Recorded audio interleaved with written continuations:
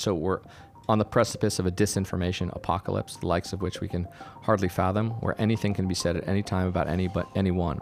And powerful and motivated enemies are weaponizing that today, and they will more so in the future, to destroy states and people and organizations and leaders and companies. That's already happening. David Keyes, welcome to State of a Nation.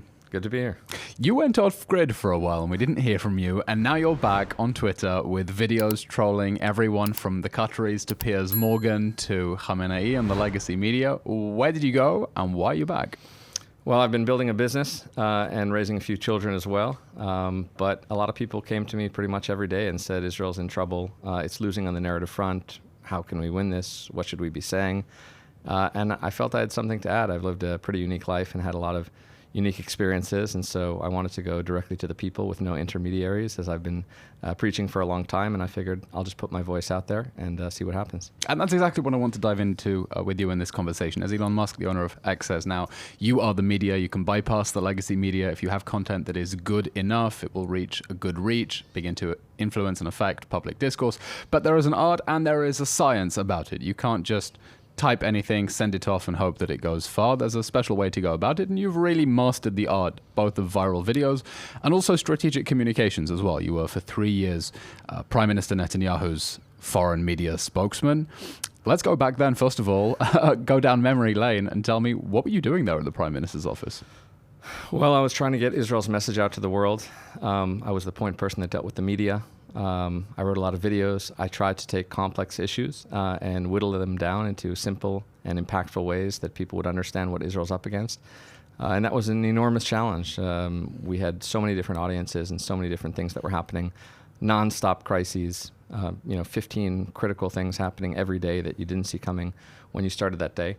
And so it was a very difficult job, but it was a privilege and very fascinating to be there and to meet with world leaders, personally with the Prime Minister, and to be part of seeing how things happen at the highest level. So I enjoyed it. There were also immense challenges, but it gave me an opportunity to see really what Israel's up against from that perch. And you were working with a Prime Minister who is, I think more than any other Israeli leader, a showman with a flair for theater. And I think one of his most iconic moments from the time that you were his international media spokesman was the unveiling of the Iranian atomic archives.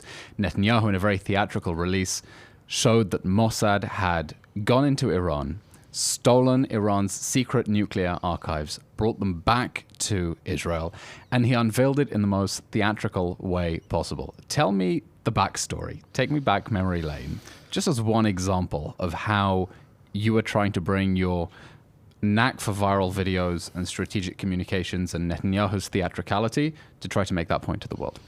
Well, long before the world had heard that Israel had stolen in one of the most audacious intelligence operations, I think, in history, I was tasked with the Prime Minister with helping expose this to the world. So we had this treasure trove of information.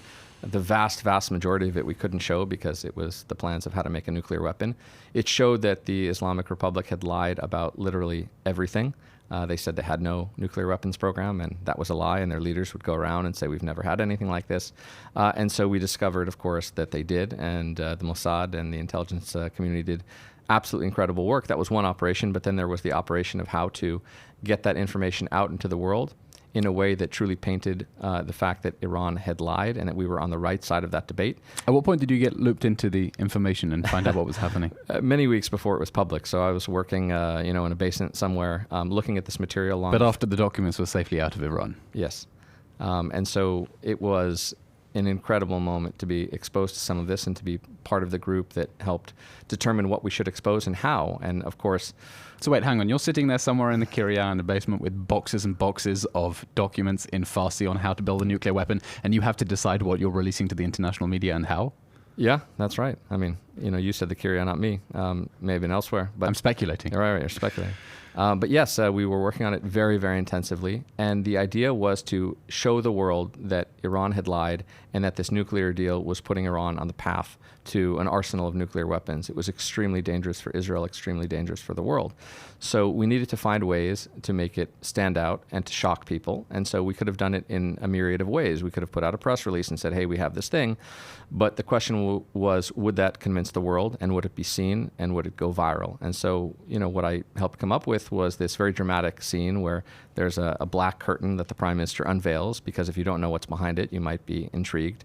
I recommended that we put an exact copy of the Atomic Archive right there next to the Prime Minister, with the files, placed right there. And the files, copies of the files were actually in those documents. And we invited the world's media, and the Prime Minister put out a PowerPoint and, a video. And sure enough, it went all around the world, and it had its intended, effect, because the President of the United States cited these documents as proof that Iran was lying about everything. And it's hard to be in an agreement with somebody if they've lied in order to get their way into that agreement. Hang on, I think you're jumping ahead several steps in trying to explain what was a really theatrical moment, because, okay, the Prime Minister stands with a PowerPoint. Look, did you come up with that PowerPoint? I mean, it was a white page, and it said in Times New Roman, Iran lied. I mean, your graphic design skills are not particularly advanced, are they? Well, actually, that one slide was my brainchild, and the Prime Minister's a master at whittling down messages to its simplest form. And so, I recommended that we just put these two words in as large a font as possible, which people laughed at, but that's okay, because it was memorable, and it was simple, and it was understandable. And it took this whole complex thing of exactly how many warheads they were trying to produce and where, and in Shorobad, and there were many fascinating details to both the operation and the exposure, but that was the essence. And so he stood with those two words, and everybody suddenly understood what it was about. And we showed the proof that they lied. But yes, Iran lied was a very important slide in that presentation. Take me back to the brainstorming process, the storyboarding, where you're trying to work out the myriad ways that you can present this information. What other ideas did you have that were shot down, that didn't get past the... Well, a large portion of it was, sifting through the material and deciding what is okay to show. And so that you need real experts in, those relevant fields to say, this would be dangerous, this would tip people off. We can't include that piece of information because it might show our hand too much of how we know what we know, or how we got it, or things like that. So there were many such discussions. And then the question is, from all this information, what is most persuasive, what is most interesting, what shows the truth about what they did in the simplest form that people can understand. So we had CDs, and we had documents, and we had pictures, and we had them by the tens of thousands. And so a few people sat around for weeks on end, and we consistently updated the Prime Minister and showed him, here's what we're thinking, what do you think about this? And he was very engaged in the process of deciding what to say and how to say it. We did many practice rounds to make sure we got it right. It worked like a charm, and it was good that the world saw it. There were, of course, debates about whether to put it out at all.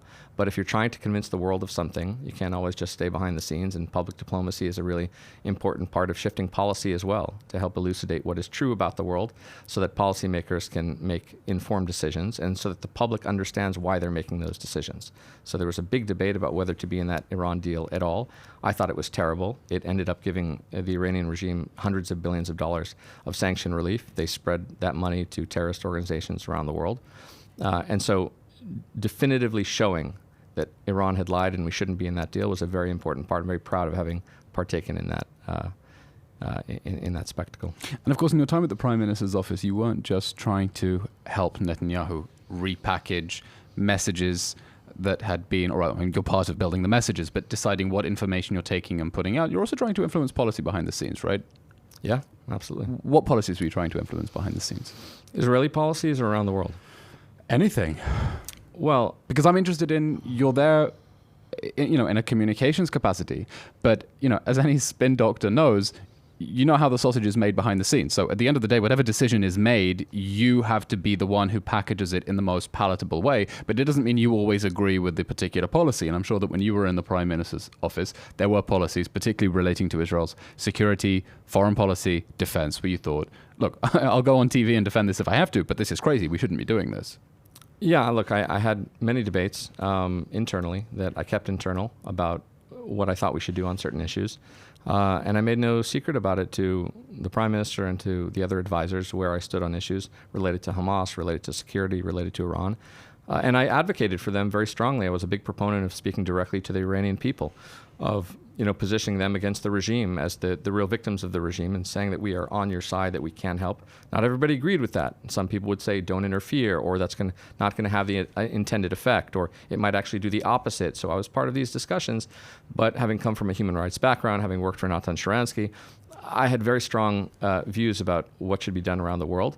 And yes, occasionally, there were some things that, I didn't agree with 100%. Nobody's going to agree with anybody 100% of the time. I don't even agree with myself much of the time. But I think I had somewhat of an impact in terms of not just how we spoke, but of how we shaped the policies towards the world. And sitting in these meetings, you get a real interesting perspective about what foreign leaders are interested in, what they want, what they need, how they speak. And you can formulate ideas about how to impact those other leaders. And it's not just us fighting, we were fighting against powerful enemies. So Hang on, what do you mean? Just go back a second. What sort of meetings were you in with foreign leaders where suddenly the penny drops and you say, okay, here's a way that we can influence them? What can you tell me behind the scenes? Well, look, take Iran, for example. Our job was to convince leaders around the world to have much harsher policies to punish the Iranian regime. And on the other side of that equation was Iran going around meeting the exact same people, trying to sway them in the exact opposite direction. So I would pick up on things that Iran was doing and try to undermine it, both in meetings and in public diplomacy. I'll give you just one example that comes to mind. I was looking at polling data in 2016-17, and it turned out that the number one fear of American liberals, and we met with many congressmen on both the left and right, was climate change. And so I Googled Iran and climate change.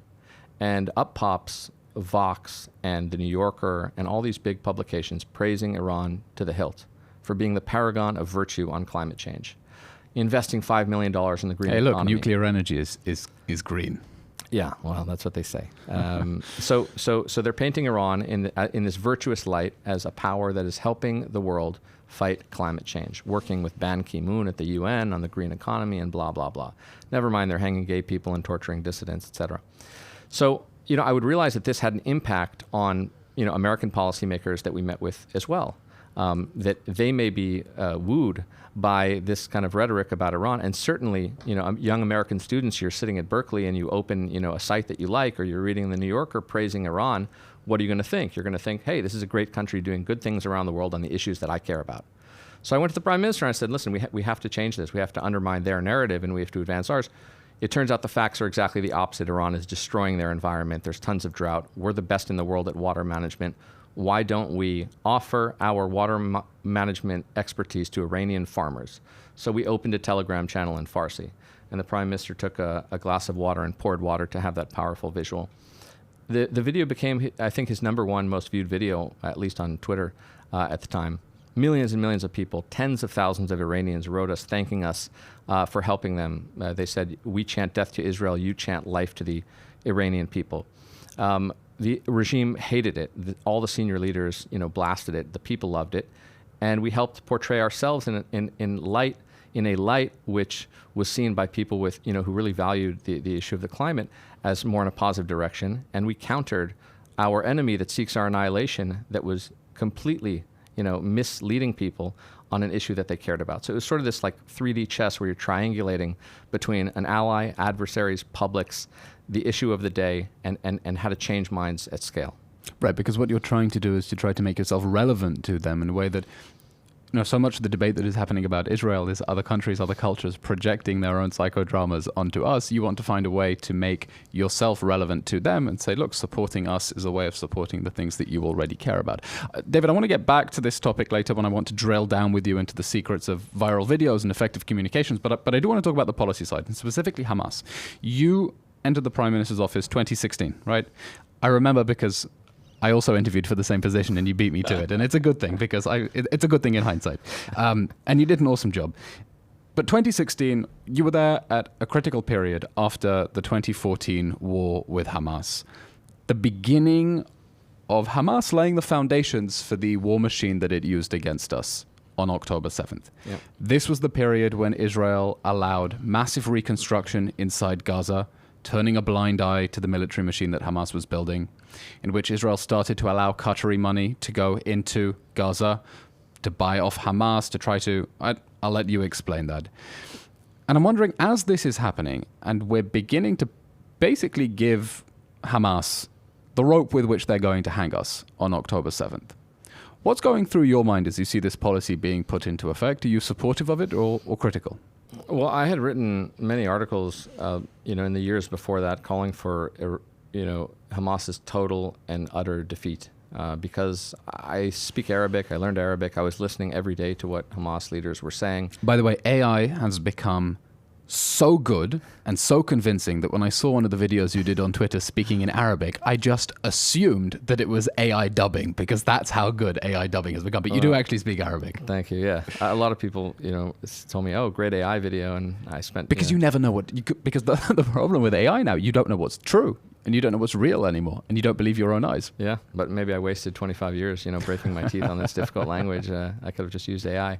But to answer your question, I had always viewed Hamas as a real and present danger. I said they're threatening genocide every single day. They call for literal genocide.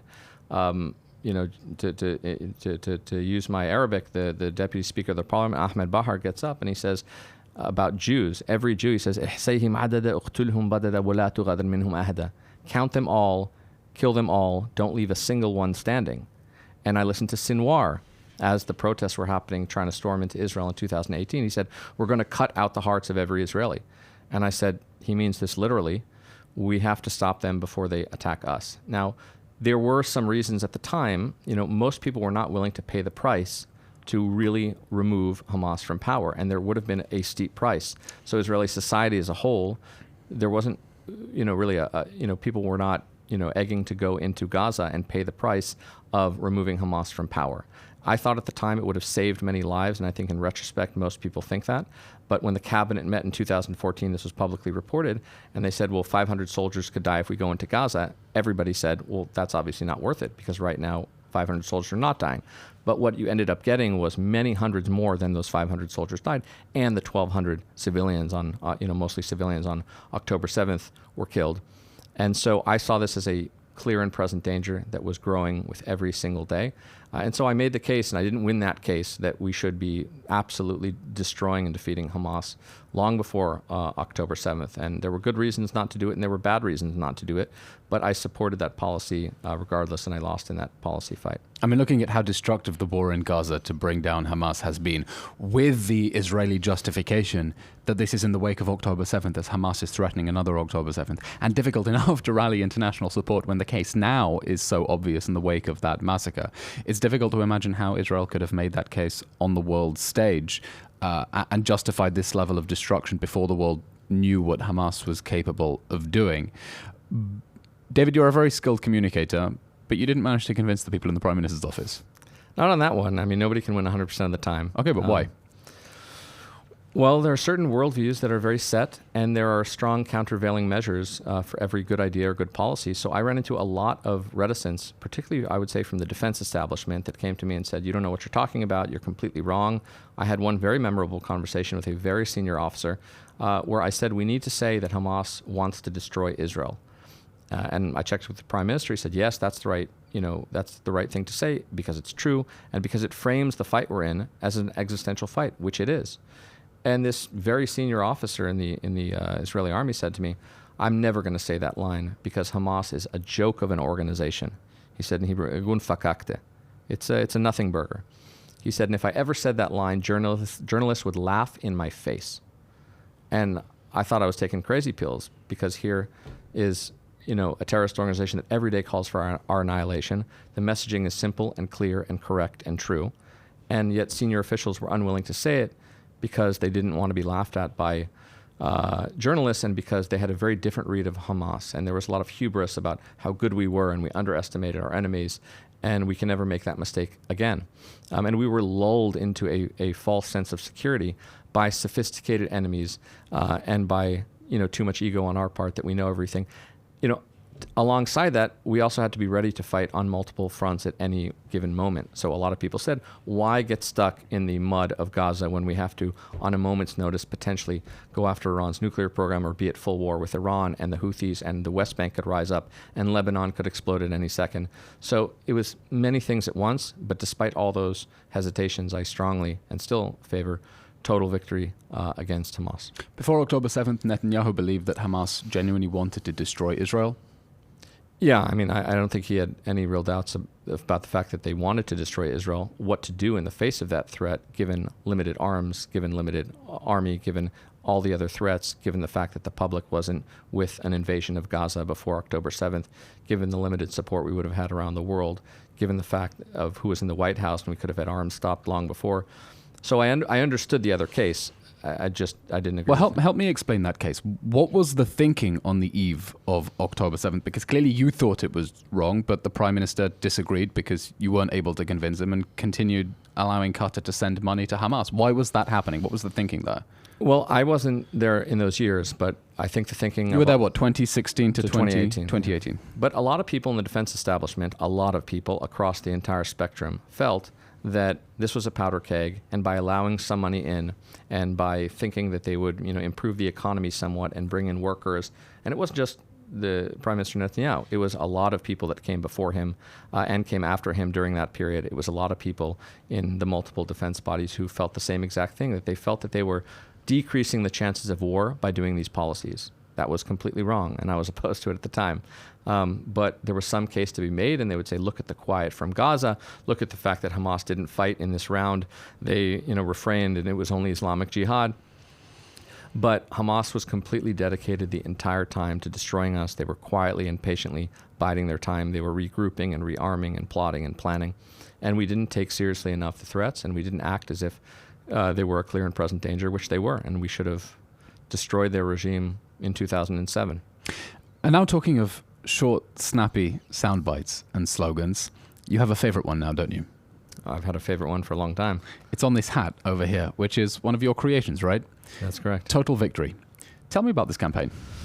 Well, that was my preferred policy for Hamas going back a long time, so much so that my friends for my bachelor party made me a hat in 2017 that said Total Victory. So I have pictures and proof, and it's there. I was wondering what the backstory was. But right after they're telling you, David, you're going to get married. You're going to a difficult battlefield. No retreat. no, it was my favorite slogan. Don't give her an inch. It was my favorite slogans. So right after October 7th, I said, okay, this is the opportunity where we can pursue the policy that we should have pursued before, which is total victory against a theocratic, genocidal, Islamist, tyrannical, vicious, mass-murdering terrorist organization.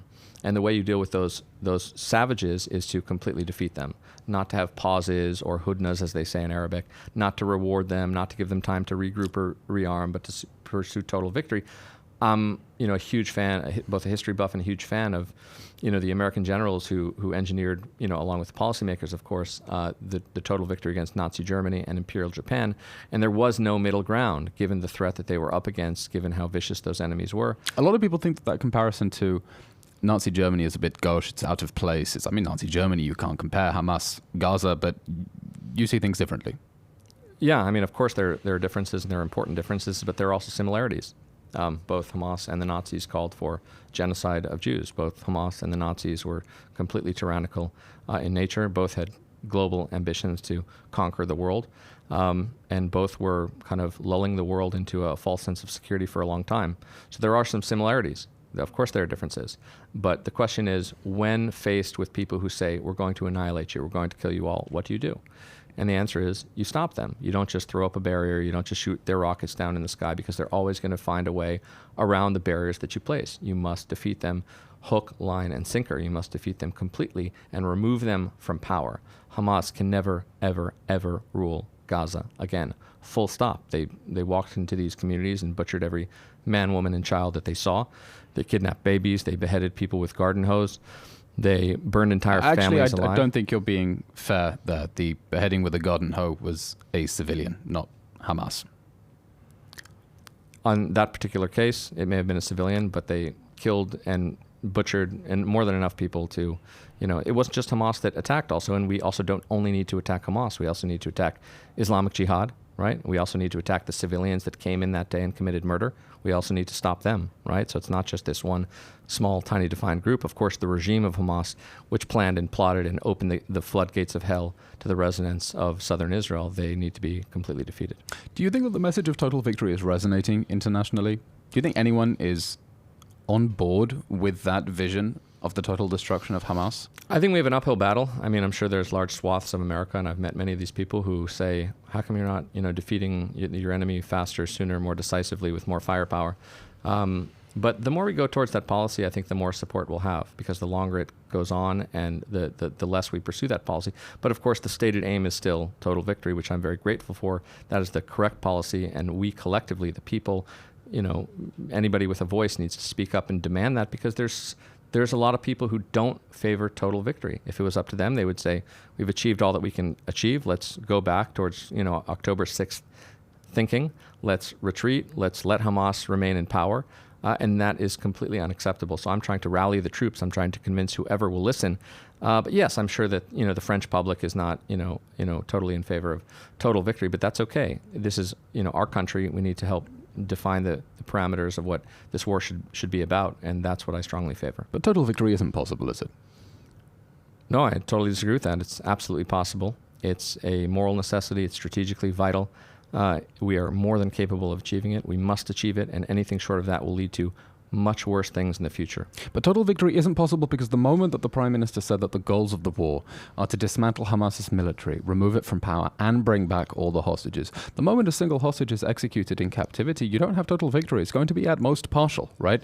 The vision that you are going to both destroy Hamas, remove it from power, extirpate it, and bring back all the hostages alive, even those who are still alive. I don't understand how those two go hand in hand right now. Well, we obviously have to bring back hostages, and we obviously have to fight very hard in order to find them and to bring them back and to stop their captors from taking even more hostages, which they actively plan to do. We can't sacrifice victory in the name of anything else. In other words, there were thousands of American civilians that were taken hostage by both Germany and Japan in the war. But the war wasn't stopped. You didn't negate the goal of total victory. But victory wasn't defined as bringing back those hostages in the way that in this war, victory is defined by the standard of bringing back the hostages. It's one of the explicit goals of the war. Well, I don't think you can't achieve total victory if a single person is killed by the Hamas savages that are genocidal. They killed 1,200 on October 7th. So we still can achieve total victory. To me, total victory means denying them the capability of waging war ever again, and probably defeating their will to wage war ever again. And I think both of those goals can be achieved. We saw it achieved in the past, and I think it can be achieved in the future. What do you think needs to be said in order to make that point clearer to people around the world, that Israel needs to... Okay, we can talk about to what extent, what price Israel should pay in order to bring back the hostages, how thoroughly it can trump, good choice of words, how thoroughly it can trounce Hamas in Gaza. But still, 18 months into the war, making the case to the international community that no, this war is not going to end with a permanent ceasefire that leaves Hamas in power, free to govern free to govern Gaza, free to plot another October 7th massacre, and with reinforcements of terrorists let out of jail who are going to be the next foot soldiers in the next invasion and hostage taking. Because I just think from a comms perspective, if right at the beginning of the war there was a willingness to understand that Hamas has to be removed from power completely, it just doesn't feel like we're there anymore, that the world is willing to give us any of the benefit of the doubt. Yeah, it's a tough fight, and every day we have to fight it. I think it starts with understanding who our enemy is and what they want.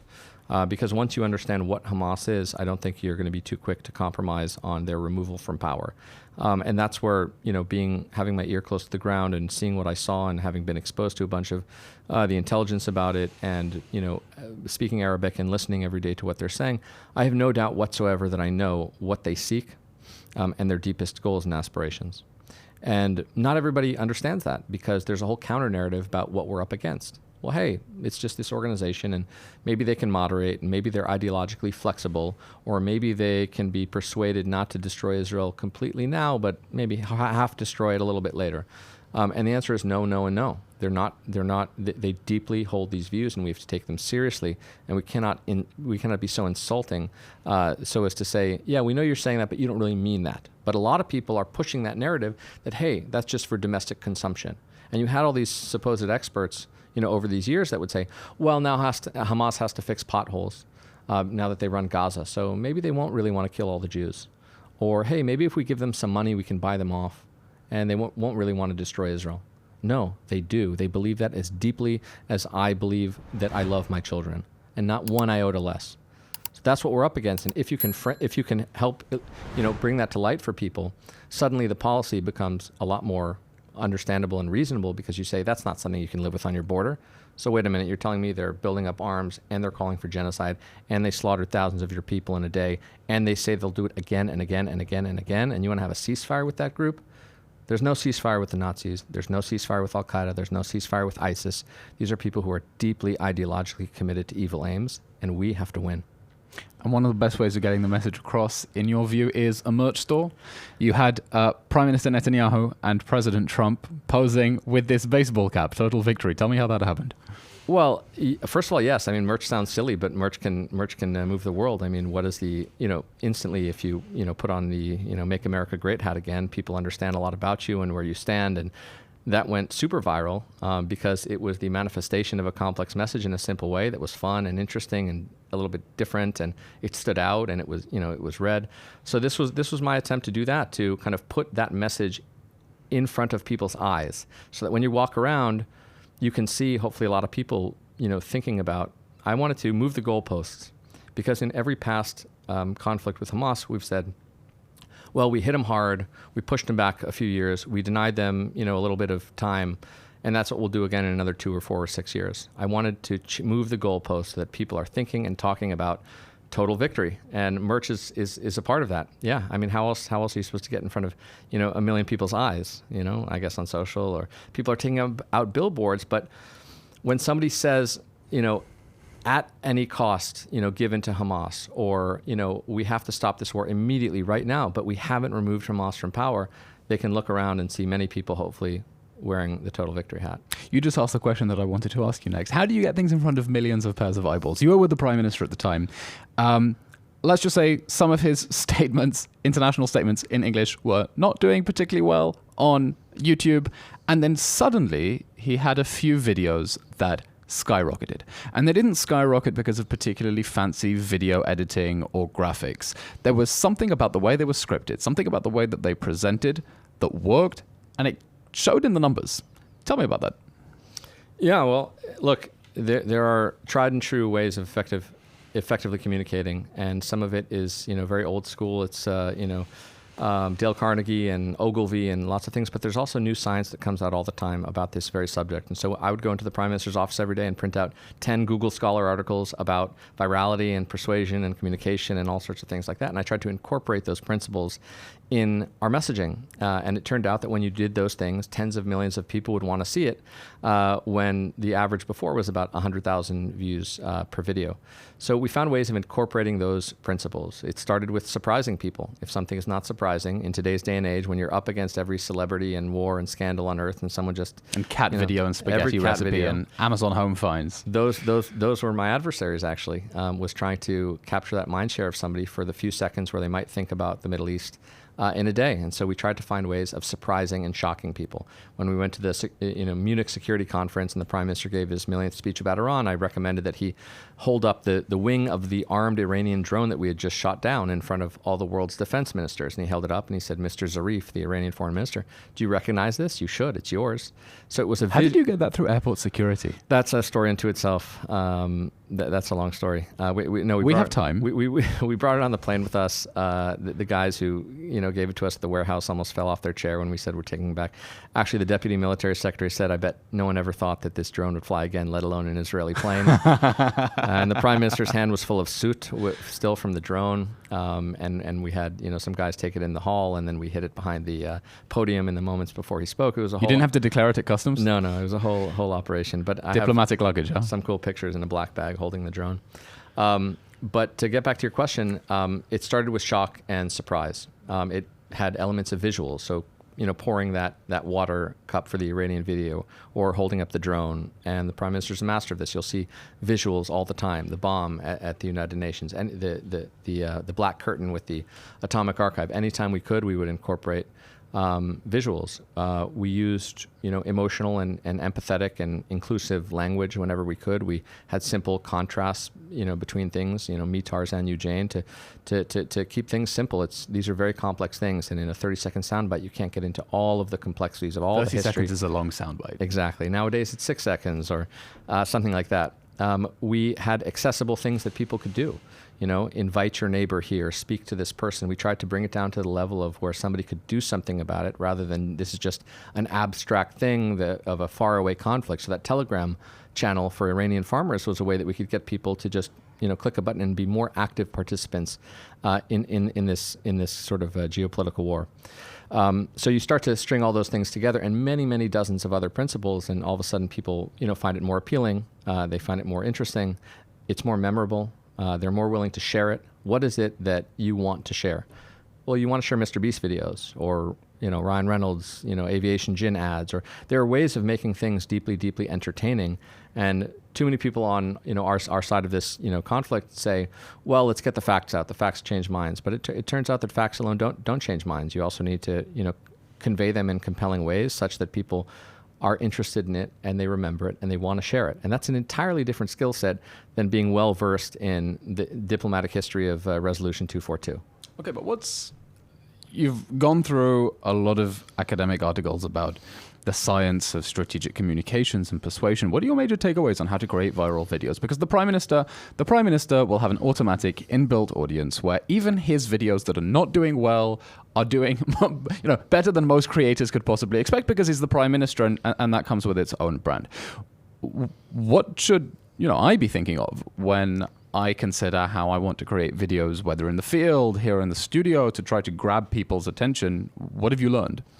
Well, one thing I've learned is that if you're doing anything expected or similar to a lot of other people, it will almost certainly be, hard to stand out from the crowd, and then that leads to, low engagement and people not really wanting to share things. So, you might say go to a place that you've never been. I like to ask the question: what would what's the last thing somebody in your position would do?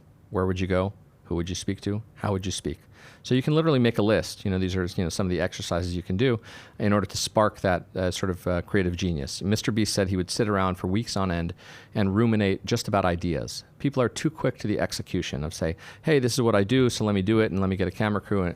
But they're not thinking deeply about what's the most intriguing idea I can possibly come up with and how can I do the opposite of what people most expect. So Ogilvy, who was the father of modern PR, said, study your competitors and do the exact opposite. That's a wonderful frame. You're a podcaster. So what do you expect from a podcast? Where do you expect them to be? What do you expect it to look like? What do you expect them to talk about? How do you expect them to distribute their stuff? And so if you can, radically differentiate yourself, that is highly, highly rewarded in terms of numbers, engagement, and interest. That's one thing, but it's a very, very important thing, and it's a very hard thing to do. What should other people who are interested in strategic communications, be reading? I mean, what resources should we be tapping into, since your brain is not available to all of us? First of all, study the GOATs, the greatest of all time. I've actually sort of, listened to everything Mr. Beast said because I'm intrigued. How do you get hundreds of millions of views on everything you do? Who's your pantheon of GOATs? Oh, well, there's a number of them. I mean, look, Dale Carnegie's original book is still brilliant to this day, How to Win Friends and Influence People. I do like Ogilvy's stuff a lot. I've mentioned him a few times. Mr. Beast is absolutely brilliant. There's a number of companies and people that have done very smart things, Dollar Shave Club and Purple Mattress, and these people get hundreds of millions of views. I just ask myself, for the causes I care about, for the causes of freedom or human rights or Israel, how come that, most times when I'm seeing content about that, it's paltry. It's, a few thousands or tens of thousands. What needs to be done in order to elevate those to the views that commercial companies are getting. And so that's the bridge I'm trying to gap. And of course, there are the tried and tested truths of human psychology and things that have remained true throughout time. But the information landscape is now changing beyond recognition with the explosion of AI tools that are making it possible for everyone, for free or with very cheap subscriptions, to create things that even just a few years ago, a year ago, 2 years ago, you would have needed multi-million-dollar budgets, huge ad agencies to be able to pull off and create content and things that look extremely, extremely realistic using AI. Not just the level of execution, the level of thinking as well, and being able to use AI to come up with basic messages. Talk to me about how the information landscape has changed in recent years, because making Israel's case, which is something that I think a lot of listeners to our podcast are particularly interested about, as you say, it's not just about presenting the facts. The landscape, the environment in which we are releasing the facts is completely changing. How? Great question. Everything has changed in the last few years. The scope of what we're up against, the mediums that people use, the algorithms themselves have changed, who's behind them. who's manipulating them, how information flows. All of it has changed dramatically. And so the worst thing we can do, you asked, what can you learn going forward? The worst thing we can do is fight yesterday's war. So I'm not a believer in anything traditional. Traditional media is dead and dying, and for good reason. It's untrusted. It gets small numbers. It's not interesting. It's not the future of where people are or how they get information. You look at small accounts that get hundreds of millions of views, and then you look at the You mean all the neo-Nazis on Twitter? Well, I mean, there are some neo-Nazis on Twitter, but it's also opened the floodgates of ordinary people who have deep insights in order to inform the world. And they're often a much better place to get insight and information than the dinosaurs of yore, the sort of... Oh, definitely. I found in this war that I have a select number of accounts of people who are really reading the documents, going through the data, doing some basic OSINT, open source intelligence, who are shining far more light on the complexities of the war than the legacy media. Yeah, no, legacy media is dead. In fact, I just hosted a funeral for legacy media. One of your videos will include the link in the podcast. A very somber moment. It was very sad, but they've gone from the world. So yes. Okay, so how's it changing? The decline of legacy media, the rise of individuals over brands and organizations. What else? The tools you can use to create content. Pixel perfect images and video now. Anybody can do it. So as where before you were dependent upon some expensive crew of editors and videographers, etc. Nowadays, literally everybody has access to tools that create. So we're on the precipice of a disinformation apocalypse, the likes of which we can hardly fathom, where anything can be said at any time about anyone. And powerful and motivated enemies are weaponizing that today, and they will more so in the future, to destroy states and people and organizations and leaders and companies. That's already happening. So how do you defend against that? You need... Wait, before you jump on to the question of how you defend against it, that's a very big statement. What's the disinformation apocalypse? How do you see this threat emerging? Because, if in recent years people said, well, there could be deep fakes, and then you can create a fake sex video with someone by putting in their face. The technology is now a lot more advanced than just creating a fake sex video with someone's face.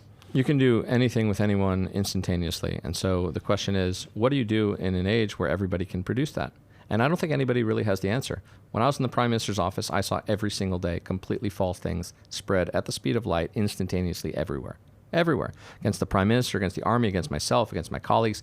You'd wake up, you'd walk into a meeting, and then you'd walk out, and 180 degrees in the opposite direction everywhere. And the rumor mill of social media, and people not only making up things, but half-truths and distorting things everywhere all at once. Well, hang on. When you say they can make up anything about anyone at any time, that's scary, and that's something that I want to dwell on. What are the emerging AI tools that you are seeing that are allowing bad actors to make up anything they want about states, about individuals, to try to destroy them? And how should people be concerned about... what are these emerging tools? Because, not everyone is following this as closely. Blink, and you've missed half of the developments of the last 6 months. Yeah. Well, look, there's names, of tools for each one of these things, from voice creation to 11 Labs or Midjourney or DALL-E or ChatGPT or any one of... Yeah, but not the tools. Talk to me about the big picture, the capabilities of what, this disinformation apocalypse. What are we staring at down the barrel? Well, look, as it stands today, you have...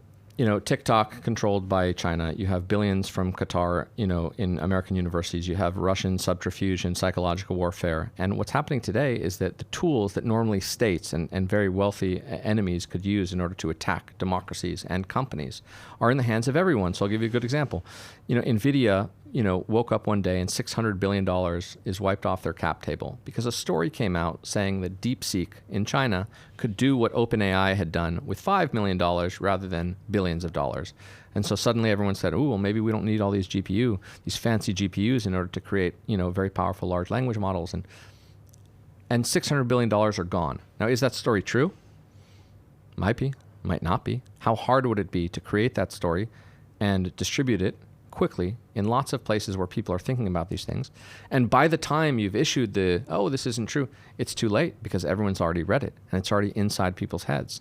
and they're thinking about it, and you've sown doubt. And the negation doesn't even work, by the way. That's part of what the academic literature says. You say, oh, we didn't do this, I didn't do this, da-da-da. You do that enough, and then the negation dissipates. And Israel's enemies have already understood that clear enough by throwing genocide at Israel. What they're left to us is saying, no, we're not committing genocide. Once you get someone in a position where, that you have to empty your pockets to show that you're not a thief, then you're winning. That's a really scary question about what democracies can do to defend themselves, and also what individuals can do to defend themselves, because we're living in a whole new world where not even state actors, anyone with a grudge against you, can create deep fakes, sow misinformation about you.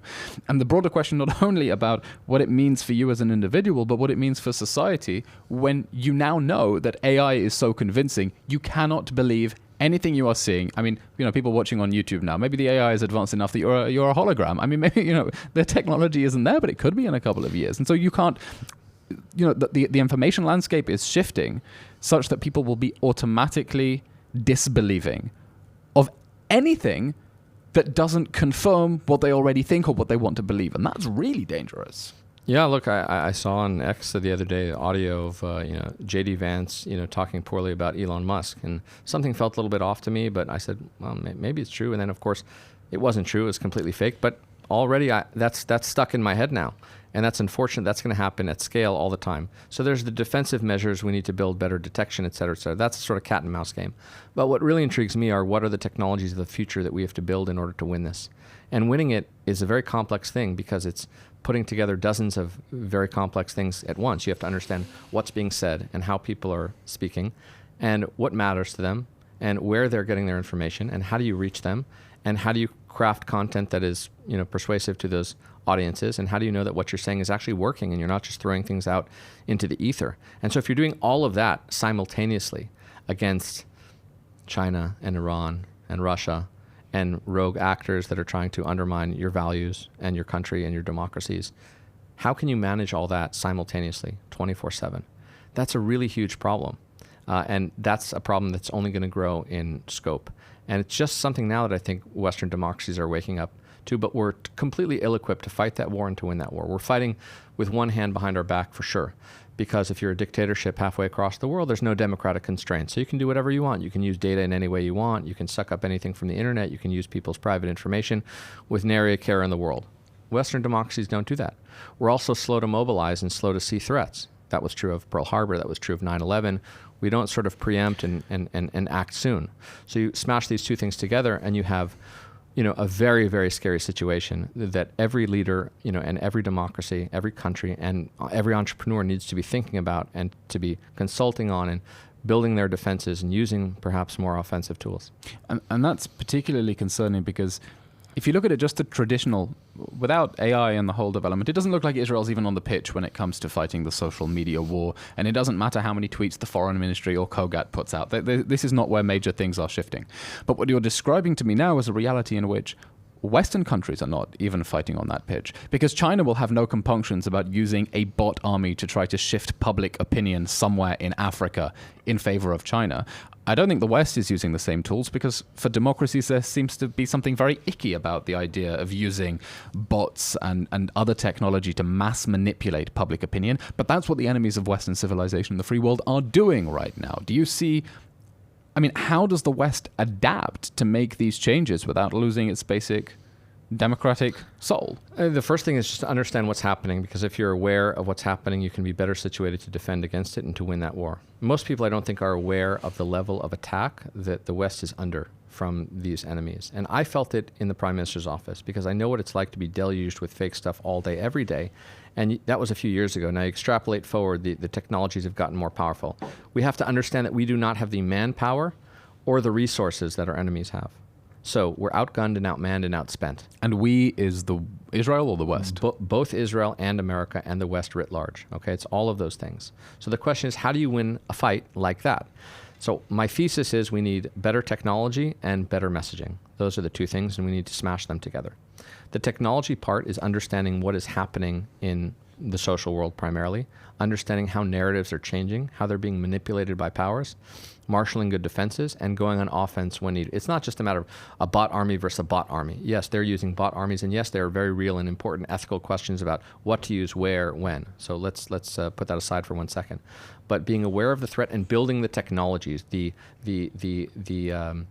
Manhattan Project of narrative warfare is really what needs to happen. We need to get really, really brilliant minds, and those minds you have to have AI people and quantum people and messaging people and creative people all sitting around. What you don't need is, well, let's write an op-ed about this thing because we're being attacked, so let's get an op-ed out there.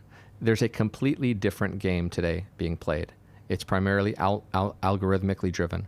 It's very well funded. It is attempting to undermine people 24/7. And so this is not just a matter of I've seen something I don't like, let's get the other narrative out there. What does it mean? How do you reach the world today? How do you reach billions of people? All young people are on TikTok all day long. How many videos on TikTok got over 100 million views in the last week supporting, good and democracy in the world? Well, if the algorithms are controlled by the Chinese Communist Party and the national security law dictates that they have to give all their information to China as a state, well, that's a very different world we live in. If Iran is putting $600 million behind their propaganda budget, if Qatar has given $12 billion or so to American universities, how exactly do you counter that? Do you just give $24 billion to American universities? How do you stop people from using soft power to infiltrate the minds of the masses? And that's what they're trying to do because they understand its impact, and they understand that they can't just wage a kinetic war because Israel is very powerful, America is very, very powerful. So they're trying to undermine everything we believe in with subterfuge. And we're not generally aware of what's happening because it's beneath the surface. So Iran hacked the American election. They hacked campaigns on both sides, and they funded protests at American universities. And they're spreading disinformation about climate change and how good they are on climate change. And this slowly seeps into our consciousness, and it lulls us into passivity, and it lulls us into thinking these are partners instead of adversaries. And then we don't really fight them, and then they end up winning these wars. That's why it's so dangerous. And it's a monumental policy challenge because, as always, the solution isn't going to come from government. It's going to come from the private sector. Absolutely. But the private sector can sell its soul to the highest bidder, and democratic countries that need to justify every shekel and every dollar in their budgets can't necessarily justify, essentially the creation of brand new technologies, creating whole new systems of warfare that don't exist. Just the idea of finding the leaders who have the breadth of vision to understand and employ the right people in government service who can possibly manage this evolving landscape where the tools you think are relevant now may not be relevant at all in 6 years. What would your advice be to the leaders of, forget Israel, okay? Broader democratic countries, the UK, the US, Canada, that are going to be coming under attack. They're already coming under attack, but I think the war that Israel is fighting now is just a preview of way that democracies are going to come under attack when their interests are directly threatened by authoritarian powers. How do you even begin to get on top of this enormous challenge? And what role does the private sector play? I do want to hear, we open this podcast by saying you've gone off grid slightly because you've been building your own business, and this is exactly what you're working on. You tell me a bit about that as well. Sure. Well, you're absolutely right to point out that the solution is not in government. The solution is outside of government. Government is slow and bureaucratic and inefficient, and there are broken feedback loops. It's where good ideas go to die. And that's why you need a Palantir to help build data for governments. And that's why you need Anduril to help build the weapon systems for governments. And that's why you need SpaceX to create the most innovative rocketry instead of doing it in the government. Because the government is incapable of doing those things. And government should be small, and it should generally protect your freedoms. And then private industry and brilliant entrepreneurs and innovators should marshal their resources and their minds in order to build the future that we need. So the same is true here. I think the solutions will not be in government. Government may be a client one day, but it's not where the best ideas are going to sprout from. So in the private sector is where we need to focus. And we need interdisciplinary teams to take this on, because there's no silver bullet. It's not like you just invent this one thing and then everything is good. So I do meet with a lot of world leaders and people who are on the international stage, and they're asking that exact question, which is, what the hell do I do? Where does one even start? Well, it's a very tough problem. Shedding one's own mistaken preconceptions about this war is probably the most important thing, because if you haven't realized what's actually happening, you're going to be building systems in order to solve the wrong problem. So right now, the comms team of a big company is probably going to have, some creative folks, and they're going to, use some social listening tools, and they're going to put up press releases, and they're going to give a speech every now and again. And they're going to say, hey, we're doing like the thing that communications, the way communications are supposed to be done. But I don't think that's actually the way it's supposed to be done. It's sort of completely different. You need to, number one, obsess about what works and where people are and how people think. And then you need to be able to reach people quickly, at scale, in real time around the world. So the idea of like, hey, we'll put out a press release and it'll be covered by the media, and then people's minds are changed on the subject, dead, gone, forever. That's not the reality anymore, not for governments, not for companies. Where should a nation begin when it doesn't have a budget? By creating a budget for it, frankly. It's a war. And so it's like saying, okay, you want to fight World War II, but you've decided to have no Air Force. Dedicating it where? Using that budget in order to take a private sector company on a retainer to manage the nation's information warfare for it? Yeah, I mean, frankly, yes, it should be outsourcing those skill sets to companies, of course, with clearance and the proper... I mean, it's the equivalent of outsourcing your physical defense, your kinetic defense, to a private military company, to a PMC.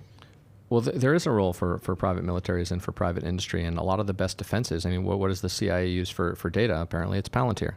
So why didn't they just build that internally? Because it's better and more innovative on the outside.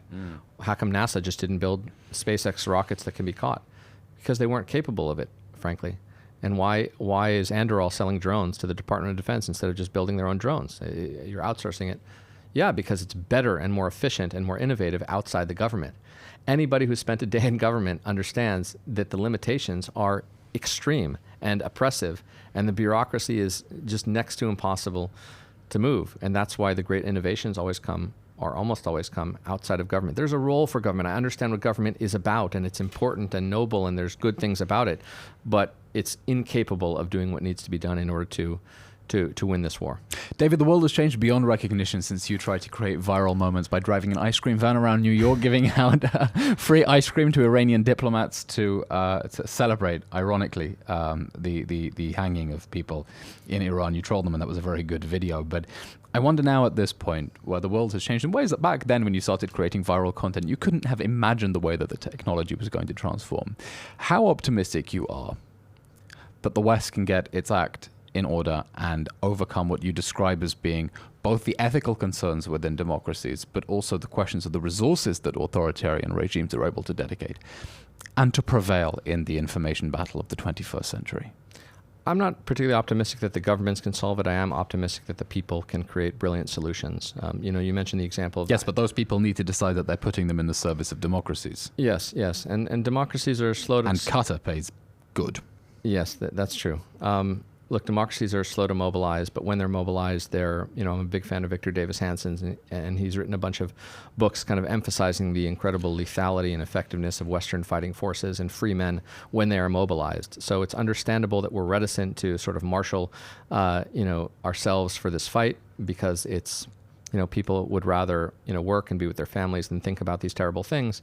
But here we are, and we may have to wait for some kind of mass terrible event for people to even be aware of the problem, like drone swarms, for example. It's going to take some terrible drone swarm for people to wake up and say, oh, this is a real thing. You can actually have 100,000 drones with facial recognition and small explosives attached, and anybody can throw it up there.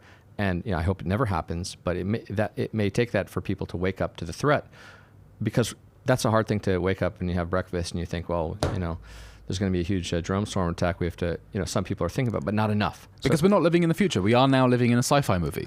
We are definitely living in a sci-fi movie, and things. We're living in an episode of Black Mirror. We are changing. Yeah. We're living on the cutting room floor of Black Mirror with technologies that would have seemed too extreme and delusional even for 100%. That show. But you mentioned the ice cream truck. I saw the power of a good idea and how it can spread, and that's what does give me hope. When Zarif came to New York, I rented this ice cream truck and handed out free ice cream to celebrate 1,000 hangings, and it went super viral. And suddenly, this regime, which was getting away with bloody murder, suddenly had to contend with a lot of negative press about their record of hanging people. And I had done that over and over, not just by pranking dictators, but I changed the street names in front of the embassies of dictatorships after political prisoners. So the Washington Post wrote that this became one of the main issues of contention between China and America. So that was an idea which cost no money, took very little time, but people liked that idea. By changing the street signs? Yes, because that means when they have to walk outside, they see the name of the person that they are, jailing unjustly. So I saw how good ideas can spread at the speed of light. They can go everywhere instantaneously. And so we need investment and ingenuity in the best ideas, not just resting on our laurels and saying, well, we say that this isn't true and that's not true. You have to understand that people only share what is interesting and intriguing. And we have to start there and work our way backwards to the policies and the truth, not just say, well, this isn't true and that's not true, and this year this thing happened, and expect the entire world is going to want to pay attention, because they just won't. David, it's great not only having your brain thinking about these major challenges that the West and democracies face in the 21st century, but also to have you back contributing to public debate, public discourse, hearing your thoughts. How can people who've been watching this episode follow you and your work?